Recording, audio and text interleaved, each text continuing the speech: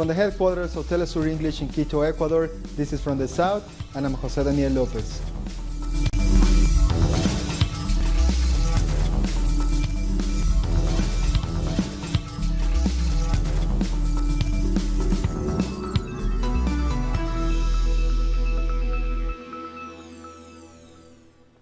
Venezuela's Foreign Minister Jorge Arreaza says his government had warned EU MPs that they were not allowed in the country days before their trip. Via Twitter, Arreaza explained the members of the European Parliament were not allowed to enter the country since they intended to conspire against the government. One of them was said to meet with the opposition lawmaker Juan Guaidó. Arreaza said the authorities will not allow the European far right to break Venezuela's peace. Arreaza also dismissed a statement by U.S. Special Envoy to Venezuela, Elliot Abrams, who said the U.S. is not negotiating with Venezuela. We were surprised in the questioning that was made before the Committee on Foreign Relations of the U.S. Congress to Abrams. When he was asked if we were negotiating, he denied it. I'll prove it again. Look here, it's this a diplomatic note sent to us on January 26, what from the U.S. Embassy in Venezuela, and the third point says the advantages of discussing a possible agreement to eventually establish an office of common interests, a U.S. office of common interest in Caracas, and a Venezuelan office of common interest in Washington. We have listened to each other in these meetings, both parties. He has been joined by the U.S. Under-Secretary of State, Mr. Kimberly Breyer. We have been listening to each other, both parties. There have been more tension. We have different points of view, but at least at the same time, there are shared concerns. Hopefully, we are able to build this dialogue. We should say it. This was proposed by the State Department, and look, I can show you here my passport. Here you see the last visa. I went to New York for this meeting. And the Venezuelan Minister of Communications has said that the government is planning a concert in the border with Colombia to promote peace. He also said Venezuela will provide food and medical attention for children who live in need in Colombia's border cities. On February 22nd and 23rd, we are going to give our brothers and sisters from the city of Cúcuta 20,000 boxes of aid to help the thousands of children who are in need in that city. President Donald Trump is headed to Florida today to give a speech on Venezuela. This as his administration continues to interfere in the country's affairs. He is set to speak this afternoon at Florida International University in Miami. In just a couple of hours, local community organizers will be protesting against Trump's visit. Canadian social movements, including the annual Montreal Marxist Winter School, was held an event in solidarity with Venezuela on Sunday. We spoke with Alex Grant, who presented the event. He criticized the position of the Canadian government in this matter. Well, Trudeau is trying to be the pretty version of Donald Trump, and he's playing a very sneaky game.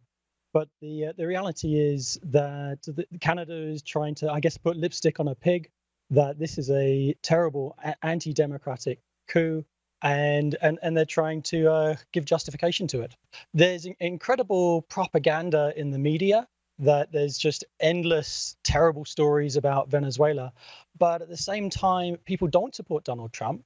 And actually, the major trade unions in Canada, Canadian Union of Public Employees, the largest trade union, and the Canadian Labour Congress have all said they do not support this coup, that it's anti-democratic coup, and we must let the Venezuelan people decide.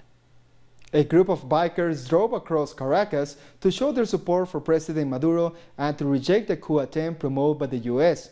Our correspondent Edson Sanchez was there. We are at the Oliar Square, where more people are joining to this Bolivarian demonstration. This time, it's organized by the Union of Motorbikers. They will lead from this point to head to the Bolivar Square, also in Caracas. They will march across different avenues in the Venezuelan capital to reject the U.S. interference and to support President Nicolás Maduro. Meanwhile, more than 200 young members of the Che Guevara International Brigade gathered in Venezuela to express their solidarity. Young delegates from all over the world met with different communities around the country. The brigade works in countries where there is a need for solidarity, voluntary work, and political articulation between popular organizations and progressive governments.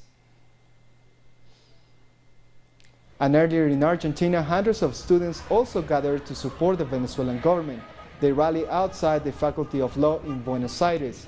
Waving Venezuelan flags, they chanted in favor of the Bolivarian Revolution and against U.S. interference.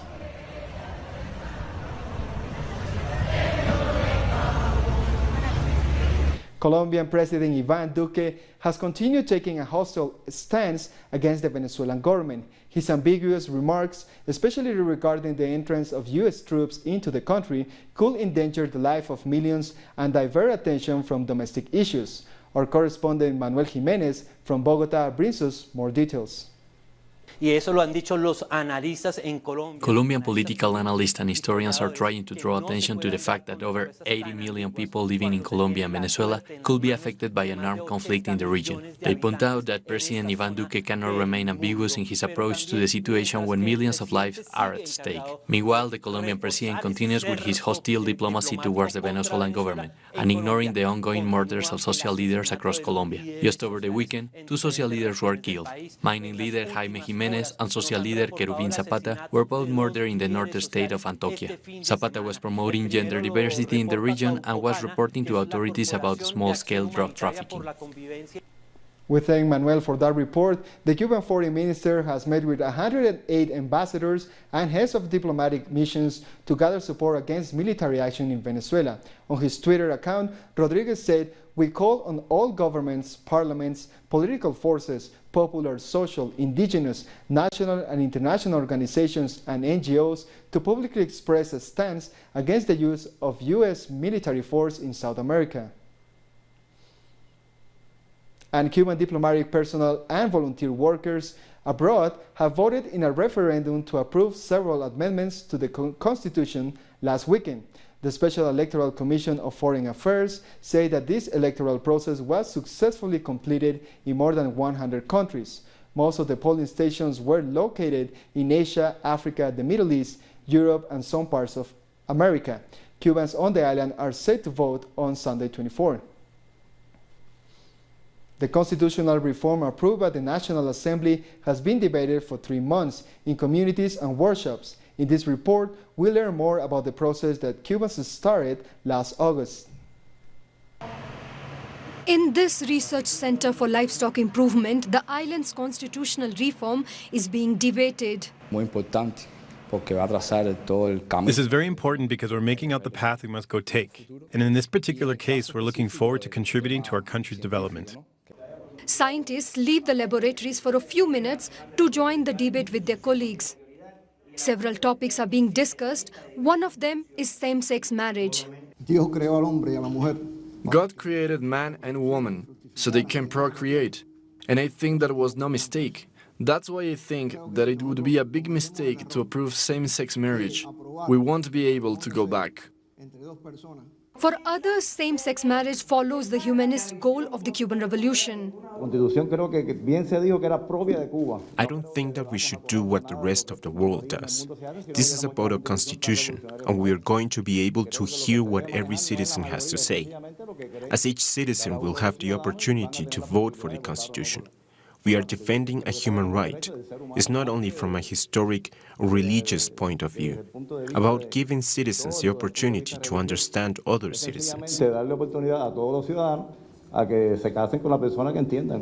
Participants of the referendum's first round agree that the debate is a democratic expression of their country. For us, being part of the constitutional reform debate alone is already important. The other important thing is to apply what our constitution says. The first constitutional reform debate was done last August on Fidel Castro's 92nd birthday. For many, the Magna Carta that includes their political thinking is also a homage to the leader of the Cuban Revolution. More news in a minute. Stay with us.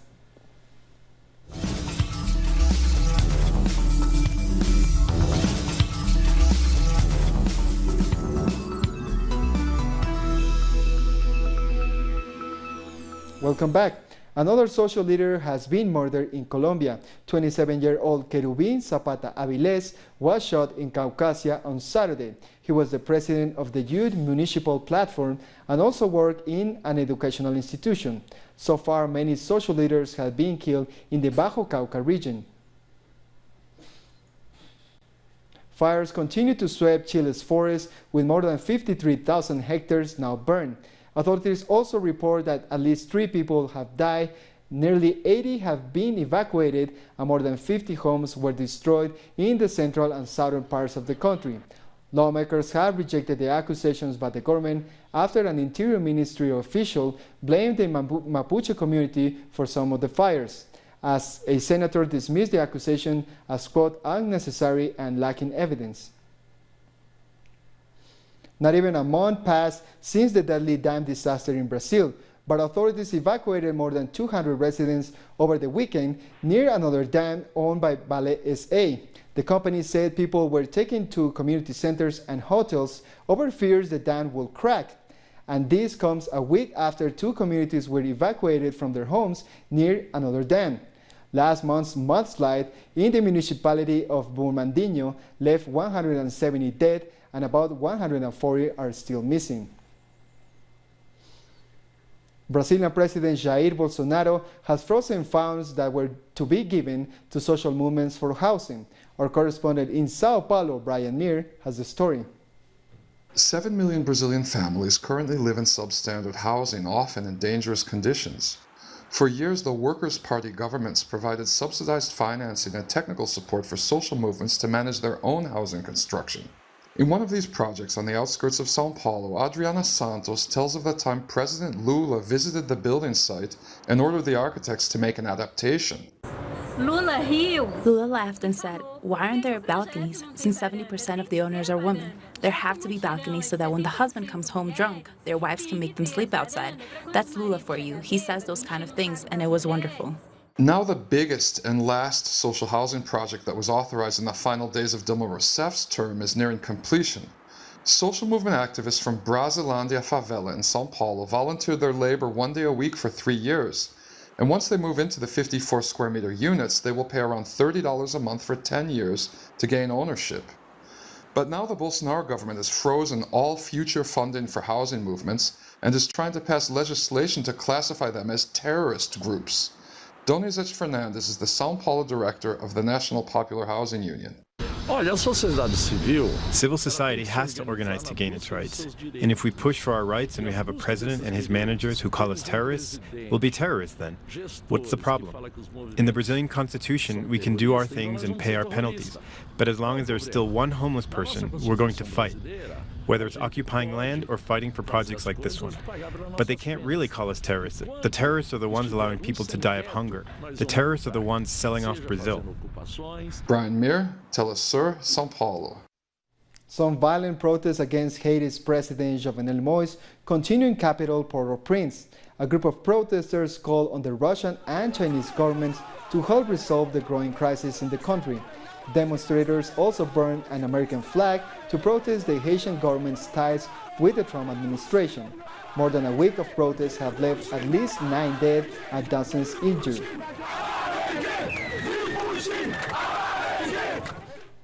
Our correspondent in Port-au-Prince, Pablo Perez, has more.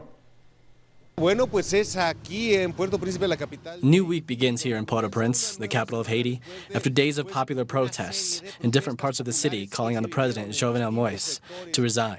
This over the alleged theft of nearly $2 billion in Venezuelan oil relief. And the communication Moïse gave on Thursday night has not been well received, bringing new protests. It wasn't until the Prime Minister, Jean-Henri Séant, spoke to the people to promise new economic solutions, including direct actions against corruption and investigations into missing government funds. And that was welcomed in a positive way by some members of the opposition, which are very fragmented. And last night, another message was given expressing the government's intentions to return to normality. And this Monday, we can still see that bank offices have opened, traffic has been regulated, but schools are still closed, and that has been the main barometer for calm in Port-au-Prince. For over 2 weeks, children have not been sent to classes due to lack of security and repression by the government. There is still no official death toll from last week's demonstrations, and that has people asking the government for clear, specific figures. And we thank Pablo for that report. A shooting in Iztapalapa, Mexico City on Sunday left 6 dead and 3 wounded. Police say their suspects ran off. Investigators are looking at surveillance camera footage as they try to track them down. Authorities have detained about 200 Central American migrants who crossed the Guatemala-Mexico border. On Sunday, the group crossed through the Suchiate River on their way toward the Mexican city of Tapachula. After being caught by authorities, the mostly Honduran group, including children, were transferred to a detention center. Authorities say the migrants will still have the chance to apply for a visa or seek asylum.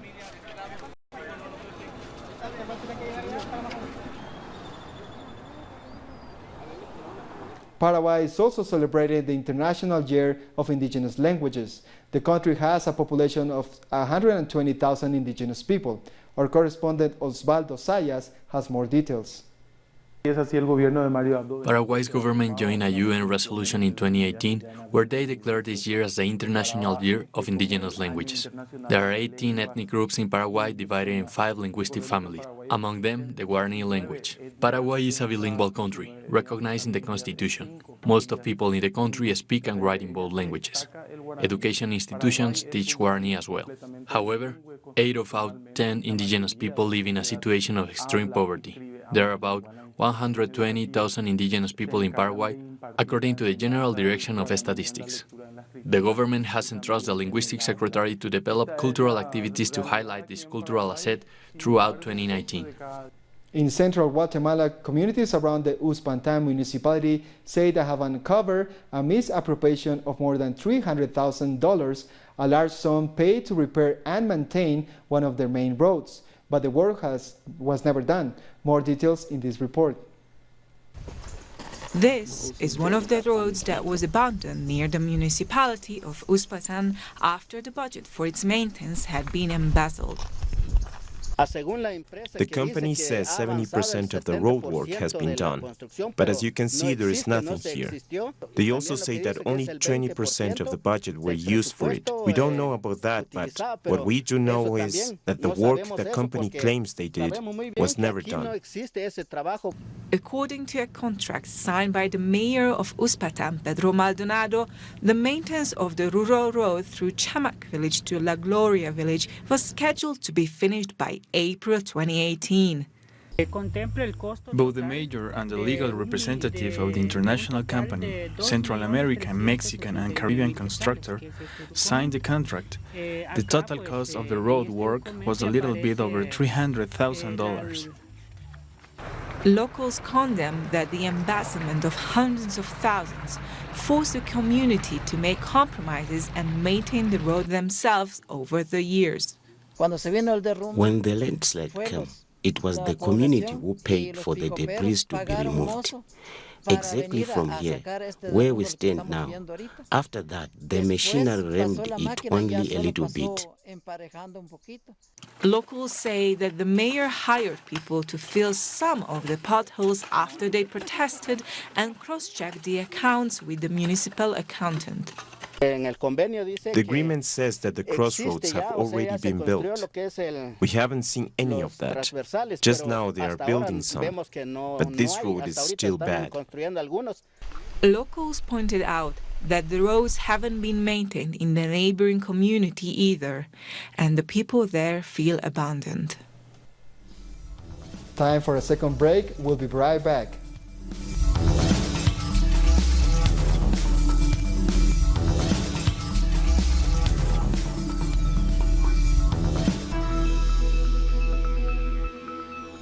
Welcome back. Dozens of migrants detained by federal agents in Boston have reportedly started a hunger strike to protest abuse by officers. The detainees also denounced inhuman conditions, including bad food. According to social organizations, the prisoners detailed the problems in a February 10 letter to prison authorities, but no one responded. Russian Foreign Minister Sergei Lavrov has revealed that he has no doubt that alleged chemical attack in Syria was staged. He related this to how Western countries often find ways to avoid institutions such as the UN when it's difficult for them to impose their agenda. Western countries understand that it's difficult for them to impose their agenda within the multipolar format, and they start to find ways to avoid general institutions such as the UN. They are trying to replace the meaning of the international law with the invention, which is called the order based on rules. It is firmly fixed in the rhetoric. If we follow the international law, which is fixed in the UN Charter as well, the Venezuela crisis is their domestic business, and the international community should call Venezuela's citizens to find a solution among themselves. Several British MPs are splitting from the Labour Party and urging the party's leader Jeremy Corbyn to resign. This in response to Corbyn's Brexit strategy.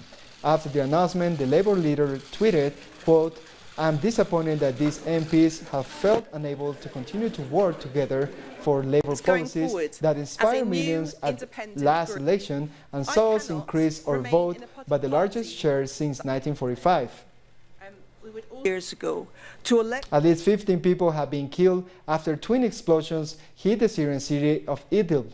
An explosive device was initially set off in the main street of the city. A second one exploded moments after civil defense workers arrived at the site. Idlib region is the last area still opposing to Syrian government. Palestinians are condemning a decision by the Israeli government to freeze millions of dollars in tax money owed to the Palestinian Authority. On Sunday, the Israeli government decided to cut over $138 million from funds designed for the PA because its support for jailed Palestinian militants. Tel Aviv collects around $175 million every month in taxes on behalf of the PA. It is an occupying country, and its leadership is turning into a bunch of thieves. This decision will be challenged by all of the Palestinian people, whether the authority, the national movement, and the Palestinian people. This will not pass, and my estimation is that this will take the economic crisis that is already occurring in Palestine worse, and making the crisis worse will lead to an outburst. Israeli Prime Minister Benjamin Netanyahu has appointed Israeli Katz as acting foreign minister. Israel was appointed on Sunday after Netanyahu gave up the portfolio. Netanyahu has doubled as the country's top diplomat since the last election in 2015. Indians have protested the killing of 41 soldiers by a suicide bombing in the disputed state of Kashmir, after India launched a hunt for suspect members of the Islamist militant group who claimed responsibility for the attack. 4 Indian soldiers and a civilian were killed in a gun battle. India and Pakistan each administer parts of the country, but the majority of Kashmiris want to be independent.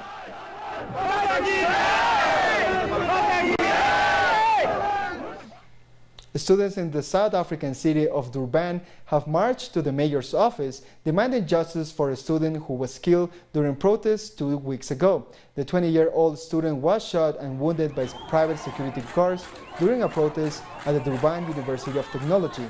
He later died in hospital.